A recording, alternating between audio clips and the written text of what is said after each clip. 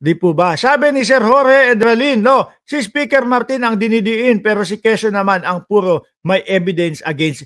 Yun ang gusto natin puntuhin dito, mga bossing. No? Ito, yung kaila Escudero, sino po ba sabi? Si Senator Ping Lacson. Ako, nakakalula yung insertion na 142 billion para sa 2025 national budget.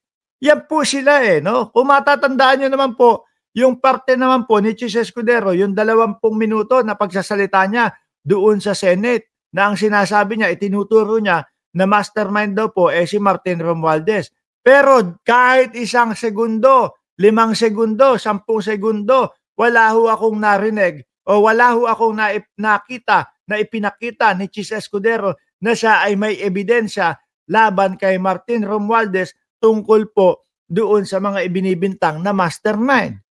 Baliktad di ba? Chis Senate allies behind 142 billion insertion in 2025 national budget. Senate President Francis Escudero had allegedly divide up a whooping 142.7 billion in infrastructure project in select areas supposed at the behest on his close Senate allies in the form of insertion and 6.2 trillion national budget for this year. Kung maalala nyo, may ipinakita na listahan, di ba? No, may ipinakitang listahan, mga bossing. Na ang nakalagay doon, ang nangunguna is Bulacan. Taga doon si Boss Joel, mga kababayan.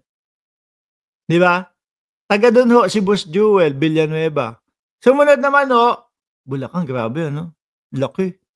Para hindi ko na matandaan kung magkano yun Pero doon po, kumbaga nakadivide doon sa mga lugar na yon.